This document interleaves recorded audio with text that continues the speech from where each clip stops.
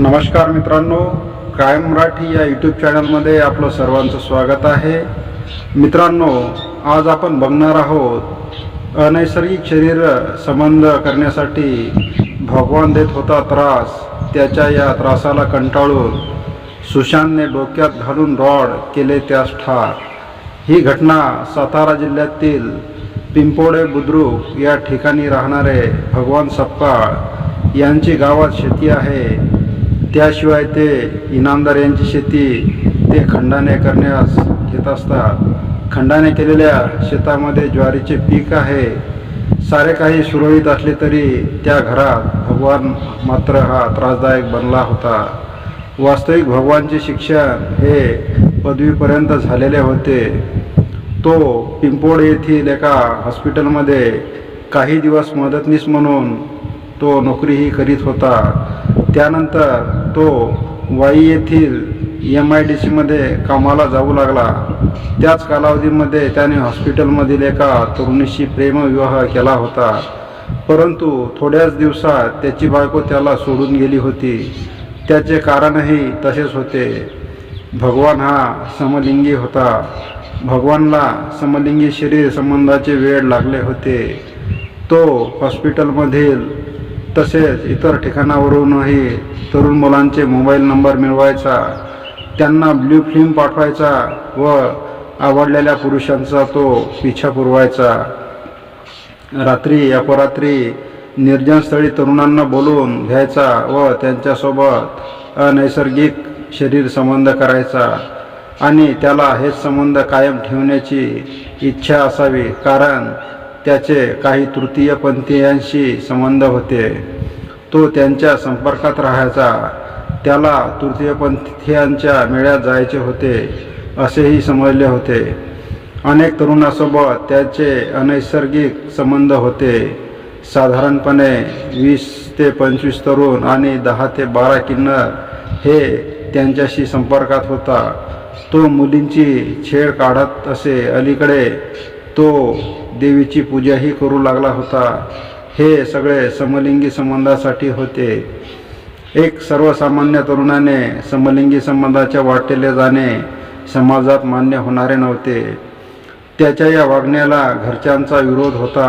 त्याने आपल्या वागण्यात सुधारणा करावी म्हणून अनेकांनी त्याला समजावून सांगितले होते, रागावून पाहिले होते, त्याला 2-4 फटकेही दिले होते, पण त्याच्यात काही बदल होत नव्हता.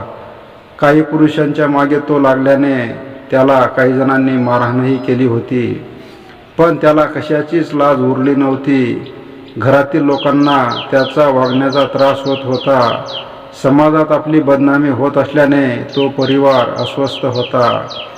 एक भाऊ कॉलेजचे शिक्षण घेत होता, तर दुसरा भाऊ हा आर्मीमध्ये होता.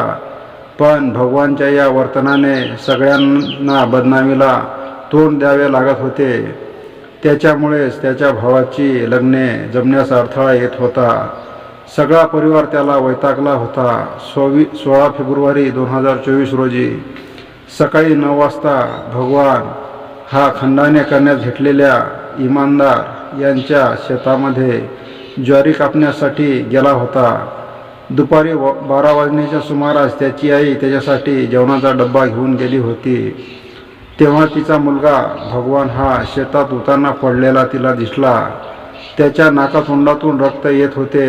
तिने त्याला हाका मारून पाहिल्या, पण त्याची काहीच हालचाल होत नव्हती. त्याची आई मनातून घाबरली. तिने शेजारच्या शेतात काम करणाऱ्या आपल्या चुलत सासऱ्याला हाका मारल्या आणि ते धावतच तेथे आले. त्यांनीही भगवानला हाका मारून हलवून पाहिले, पण तो थंडगार पडला होता.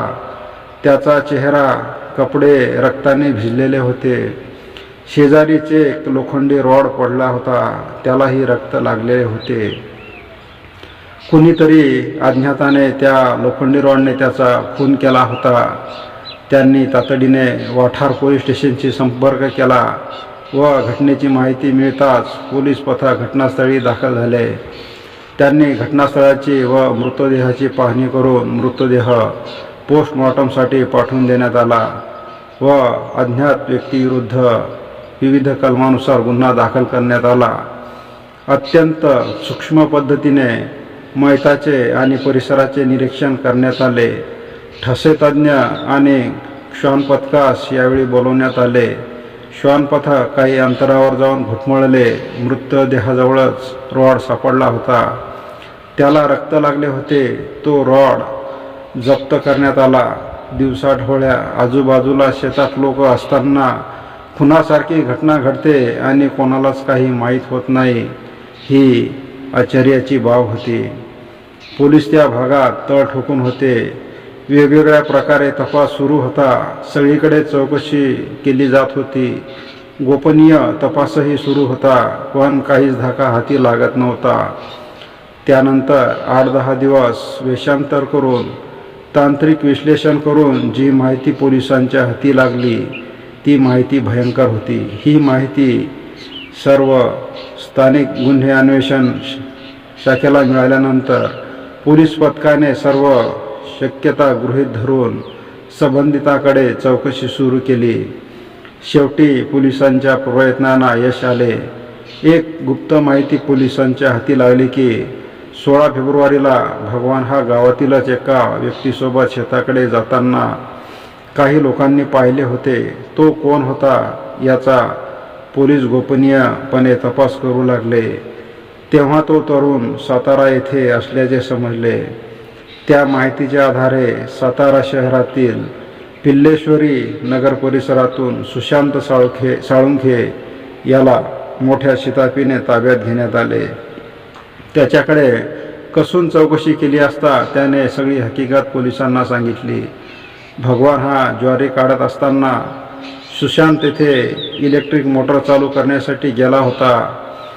सुशांतला पाहिल्यावर भगवान हा त्याच्याकडे आला आणि त्याच्या अंगाला झटू लागला. जवळ ये, कपडे काढ म्हणत तो सुशांतला ज्वारीच्या पिकात घेऊन जाऊ लागला. या घटनेच्या आधीही सुशांतने त्याला समजावून सांगण्याचा प्रयत्न केला होता.